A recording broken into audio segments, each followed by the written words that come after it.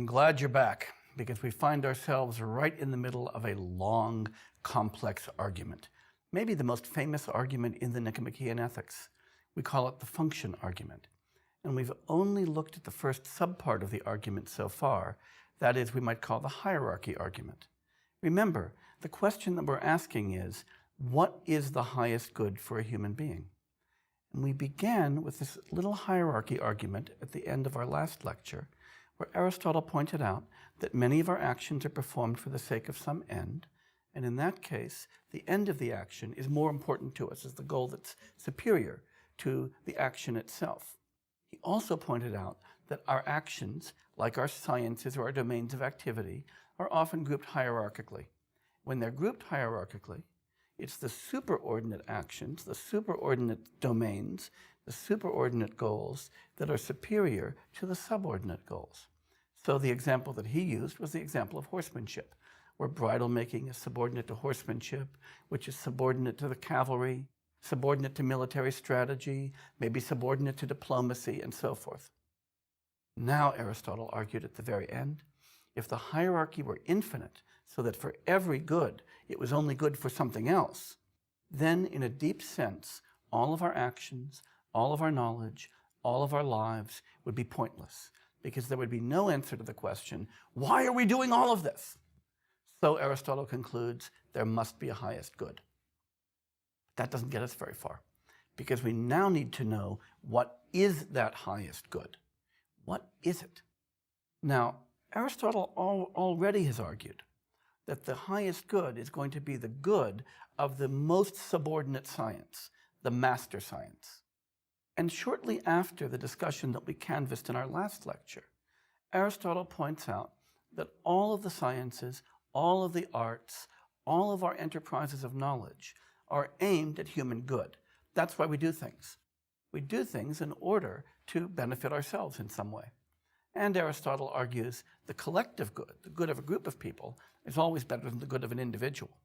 Now, what's the science that's the science of collective good? Well, that's political science, Aristotle argues, the science of governing a group of people in their own interest. And so Aristotle argues politics is the domain that orders and governs all of the other arts and sciences. They're all, in the end, subordinate to politics. So, he argues, politics is the master science, and the good at which politics aims, the end of politics, will end up being the highest good. But that still doesn't help us very much. What is that highest good? Now, interestingly, Aristotle cautions us in our investigation of the highest good. This is a wonderful piece of intellectual humility. He points out that even though the question, what is the highest good, is a deeply important question, it's not a question in which we can expect too much precision for several reasons. One is that human affairs are a messy, irregular affair. It's a messy domain that we live in. There's a lot of details, a lot of variation. Some things might be good for some people, but bad for another. A good bit of money might be a really good thing for one person, but it might turn another into a compulsive gambler. A lot of food might be good for somebody who's starving, but really bad for a glutton. A glass of wine might be a good thing for one person, but dangerous for an alcoholic. Or some things are good at one time and bad at another time, and so forth. So hard and fast rules might be hard to come by. The other issue that Aristotle points out that leads to the messiness and approximateness of this domain is that some of the questions might involve answers that are kind of matters of taste. Just as we may ask, what is the best color to paint this wall? Or what is the best picture to hang in this room? Different people might disagree, not because one's right and one is wrong, but because there are different matters of taste. In human affairs, taste is an important thing. So for this reason, Aristotle argues, knowing about the good for human beings requires experience and judgment, not just some kind of abstract theoretical knowledge. And Aristotle has a wonderful remark on this. Aristotle writes, each man can judge competently the things that he knows. Therefore, a young man is not equipped to be a student of politics, for he has no experience in the actions which life demands. Moreover, Since he follows his emotions, his study will be pointless and unprofitable. Whether he is young in years or immature makes no difference at all. So Aristotle is arguing here that thinking about the good life is something for mature people to do, not something for children. Not because it's hard, but because it's a complex matter that requires judgment, not knowledge. And we'll see Aristotle trying to exercise judgment as he goes on. Now, Aristotle begins with a kind of argument by elimination in trying to figure out what the highest good is. He's going to consider a number of reasonable alternative conceptions that were current in Greece and find reasons to dismiss them before going on to argue for his own position. He's going to dismiss the idea that pleasure is the highest good. It's going to turn out to be base, that honor is the highest good because of its fickleness, because money is the highest good, it will be instrumental, because excellence is the highest good, and so forth. These are the most obvious accounts. That's why Aristotle considers them. But it's also why he thinks a deeper investigation is going to be necessary. So now let's really enter the text and see what happens. The first possibility that Aristotle considers is that pleasure is the highest good. And indeed, many people might think that to have a pleasant life is a good thing. But here's what Aristotle says. He says, the common run of people, and the most vulgar, identify it with pleasure. That the it here, by the way, is the highest good. And for that reason are satisfied by a life of enjoyment. They betray their utter slavishness in their preference for a life suitable to cattle. The argument here is really simple. Pleasure is something that's good even for cattle, even for pigs, for lower animals. We're looking for something that's distinctive to human beings. Just as we have a rational soul in a way that cattle and pigs don't. Whatever is going to be good for us is going to have to do with what we are about, not what they are. So pleasure is simply too base, too low, too common to be a reasonable answer to what the highest good is. Second possibility Aristotle considers is honor. Cultivated and active men, on the other hand, believe the good to be honor. For honor, one might say, is the end of political life. But, this is lovely, Aristotle says, this is clearly too superficial an answer, for honor seems to depend on those who confer it, rather than on him who receives it.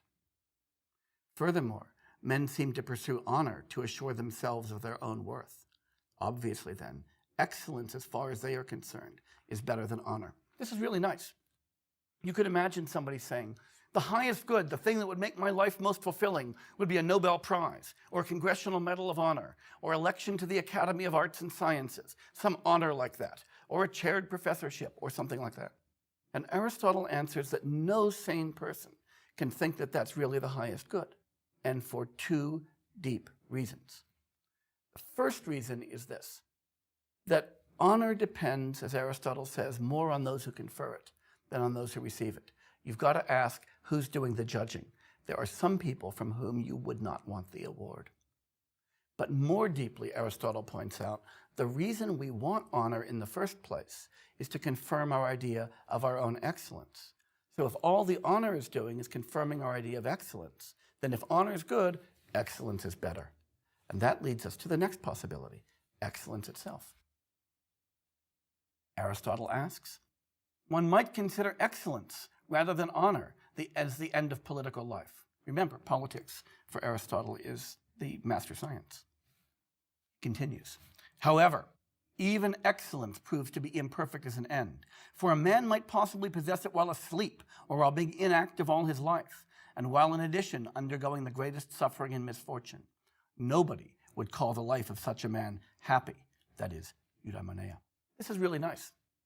Suppose you thought that excellence was the highest good. So you thought, for instance, I don't know, being the best fastball pitcher in baseball would be a fabulous thing to be. But suppose you were, but you never actually pitched a game. You might have the excellence, but never manifest it. And so an unmanifested excellence wouldn't be very good. That's why Aristotle says you might possess it while asleep or while being inactive. Moreover, suppose that you were the best fastball pitcher in baseball, and you even did manifest it, but the rest of your life was horrible.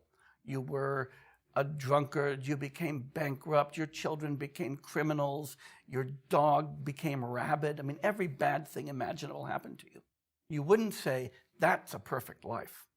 So for that reason, Aristotle says, for these two reasons, excellence can't be the highest good either. And then Aristotle considers wealth, and he says, as for the moneymaker, his life is led under some kind of constraint. Clearly, wealth is not the good which we are trying to find, for it is only useful. It is a means to something else.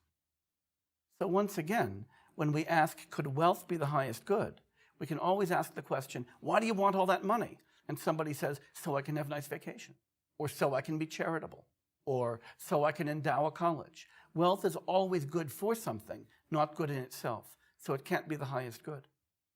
So Aristotle concludes in this argument from elimination that the highest good is neither pleasure, nor honor, nor excellence, nor wealth. He then considers very briefly Plato's idea that the good may just be an abstract concept, and that what we're looking for is the good, not necessarily the good for a human being, and then we can ask in what way human beings realize it. But Aristotle disposes of that very quickly, pointing out that there are different goods for different things. The good for a knife is not the good for a collie, is not the good for a baseball pitcher. And for that reason, we can't just look for the good. If we're looking for the good for a human being, we need to know first what a human being is, and that brings us back to the function of a human being and the heart of the function argument. So we need to figure out what the function of a person is in order to know what it is that a good person would be. So we're now going to get very textual again. Aristotle writes back into the function argument, the good is evidently something different in different actions and in each art. It's one thing in medicine, another thing in strategy. What then is the good of each? Is it not that for the sake of which everything else is done? That means it's health in the case of medicine, victory in the case of strategy. Thus, if there is some one end for all that we do, this would be the good attainable by action. So once again, we're looking for this highest good, the one thing for which everything else is done, but which is not done for the sake of anything else. Aristotle continues. That thing is going to end up being a final thing, right? It's going to be the thing for which everything else is done. Let's look at how Aristotle puts that. He says, the highest good, on the other hand, must be something final. By final here, we mean that which is at the top of the hierarchy, not done for the sake of anything else. He writes, we call that which is pursued as an end in itself more final than an end which is pursued for the sake of something else. What is always chosen as an end in itself and never as a means to something else is called final in an unqualified sense. And that, of course, is what we're looking for. That thing which is final in an unqualified sense, which is always chosen as an end in itself and never as a means to anything else. What could that thing be? Let's see. Aristotle is now looking for the thing that's going to fit that bill. And he's already argued that pleasure doesn't, right? Honor doesn't fit that bill. Excellence doesn't. Virtue doesn't. What does he say? He says, this description appears to apply to happiness. Remember, that means eudaimonia, flourishing, above all else. For we always choose happiness as an end in itself and never for the sake of something else. Let me pause on that for a moment. If you ask somebody, why do you want money? They might say, if I had plenty of money, I'd be happy. Why do you want this particular honor? It would make me happy. But ask somebody, why do you want to be happy? That's a dumb question. I want to be happy in order to what? I just want to be happy. That's it. That's the final goal. So Aristotle points out, honor, pleasure, intelligence, all the virtues we choose partly for themselves, but we also choose them partly for the sake of happiness, because we assume that through them that we will be happy. On the other hand, no one chooses happiness for the sake of honor, pleasure, and the like, nor as a means to anything else at all. That's the point we just made. Nobody chooses happiness in order to be rich, but you might choose wealth in order to be happy. Nobody chooses happiness for the sake of honor, but you might seek honor in order to be happy. Happiness is always an end and never merely a means. Now, There's another dimension that Aristotle examines now along the route to arguing that happiness, or eudaimonia, is the highest good. And that's this interesting dimension of self-sufficiency. I'm going to first read this text, and then we're going to talk about what it might mean. Aristotle says, we define as self-sufficient that which taken by itself makes life something desirable and deficient in nothing. It's happiness, in our opinion, which fits this description. Pause for a minute right there. The idea of self-sufficiency is this. If something is self-sufficient, then if you've got it, you've got everything. You don't need to then add something to it to make it good. So for instance, with wealth, you might ask somebody, is he happy? And they say, well, he's rich. But then you might also ask, yeah, but is he also happy? Because some rich people might be miserable. Has that person been honored? Yes, but is he happy? Well, maybe not, because he might need more than mere honor to be happy. But if somebody's happy, you don't then ask, yeah, but is he rich? Or yeah, but has anybody honored him? If he's happy, that's enough to make life worth living. Happiness is self-sufficient in its ability to make life worth living. Remembering again that by happiness we mean eudaimonia, this notion of all things considered, flourishing, having a complete life. Aristotle continues, it's happiness, in our opinion, which fits this description. Moreover, happiness is of all things the one most desirable, and it's not counted as one good thing among many others. That's the important point, right? It's not just one thing among others. It's the thing. Aristotle continues, if it were, it's obvious that the addition of even the least of goods would make it more desirable. We see that happiness is something final and self-sufficient and is the end of our actions. So Aristotle's argument that happiness is the highest good depends on these two ideas. One is that it's final, it sits at the top of the hierarchy. The other is that it's self-sufficient, that if you've got happiness, you don't need anything else. Whereas every one of these other candidates is only good in order to gain happiness, and if you had it, you could still ask the question, is that enough? Now, the next question, though, is what is happiness? I mean, if we know it's the highest good, we still need to know what it is. And Aristotle points out that this is a problem. He says, to call happiness the highest good is perhaps a little trite, and a clearer account of what it is still required. You bet it's a bit trite. I mean, just to say that happiness is a great thing, you might want to say, yeah, I kind of knew that. What is happiness about? And Aristotle gives us his unique approach to trying to figure out what it is. He says, might be a surprise to us. Perhaps this is best done by first ascertaining the proper function of man. For just as the goodness and performance of a flute player, a sculptor, or any kind of expert are thought to reside in his proper function, so the goodness and performance of man would seem to reside in whatever is his proper function. So his first argument is that since every kind of person has a function, then a person as such ought to have a function as well. And we should be able to ask what that is. Now Aristotle offers a second little sub-argument. He says, as an eye, hand, foot, and in general each of the parts evidently has a function, may one lay it down that man similarly has a function apart from all of these. So again, this has to do with hierarchies. If every piece of us has a function, our eyes are good for us to see, our hands are good for us to do things with, and so forth, then there ought to be some function that we have that they serve. Just like bridle making is to horsemanship, the function of the eye or the hand should be to us. So whether we ask about kinds of people or parts of people, we're led to the same conclusion. There should be a function for a human being as such. The question is, what is it? So now we're led to the question, what is the function of a human being? And that's what Aristotle asks next. What can this be?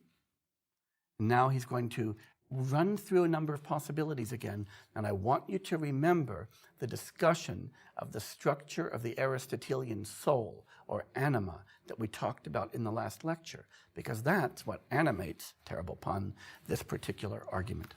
Aristotle says, life seems to belong even to plants. There's that vegetative anima. But we are seeking what's peculiar to man. Let us exclude, therefore, the life of nutrition and growth. Next, there would be a life of perception. Remember that?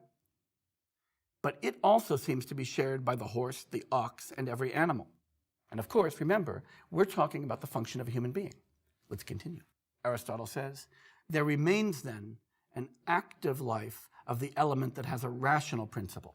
Once again, remember from last lecture, the part of the anima of the soul that's peculiar to a human being is reason, the rational soul. That's the thing that's distinctive to us. And Aristotle says the function of man is an activity of the soul which follows or implies a rational principle. And the point there is that if we're looking for the function of a thing, we want to look for the thing that that thing does specifically.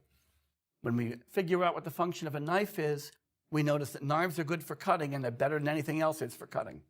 When we ask what the function of a border collie is, we say it's great for herding sheep and better than anything else. When we ask what the function of a human being is, therefore, we say it's really good at reasoning and better at reasoning than anything else. So the function of a human being is to act in accordance with reason. Now, the next question is, can we be a bit more specific? And we can. Now, Aristotle says, if we say so-and-so and a good so-and-so have a function which is the same in kind, for instance, a lyre player and a good lyre player, we don't play lyres so much anymore. We could think of maybe a harpist. And if any action is well performed, if it is performed in accordance with the appropriate excellence, human good turns out to be the activity of the soul in accordance with virtue. Now, this is a slightly abstract point, but I want to try to make it a little bit concrete. Aristotle's point is that the function of a thing is also always the function of a really excellent example of that thing. Suppose, for instance, we were considering musicians, and you had a pretty bad musician and a pretty good musician. You wouldn't want to say the function of the really great musician is to play music beautifully, and the function of a really bad musician is to play music poorly. Rather, you'd say of the poor musician, she's not fulfilling the function of a musician, which is to play music well. Or if you considered a group of athletes, and some of them were training hard and winning medals and winning games and so forth, and a bunch of them were lying around lazy drinking beer, you wouldn't say the function of these athletes is to excel and to win in competition. The function of these athletes is to be the people that they beat. Instead, you'd say these people are fulfilling their function, these aren't fulfilling their function. And it's for that reason that Aristotle says, if you want to know what the function of a thing is, don't just look at that thing, look at good things of that kind. The function of my dull knife is to do what my sharp knife does, not the other way around. And so, we can conclude the function argument with this idea, that the human good turns out to be an activity of the soul in accordance with virtue, in accordance with that which makes us good beings of our kind. So let's now summarize the function argument. We began with the hierarchy argument, this first sub-argument, that goods, that is ends, things that we care about, are often arranged in a hierarchy. Some things are good for others, those others are good for even better things. And the higher ones are more final than the lower ones. That is, they are more like the kinds of things we choose for their own sake rather than instrumentally. The highest good is the most final, the thing that we only choose for its own sake. And there has to be one, otherwise our lives would be completely pointless. And any answer to a why question, why are you doing that? Or what's that good for? Would be in the end completely empty, because there would be no final answer, no reason that we do everything.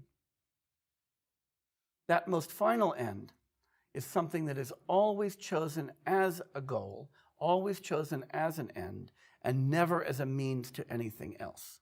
That's really important, that it's the one thing that's non-instrumental.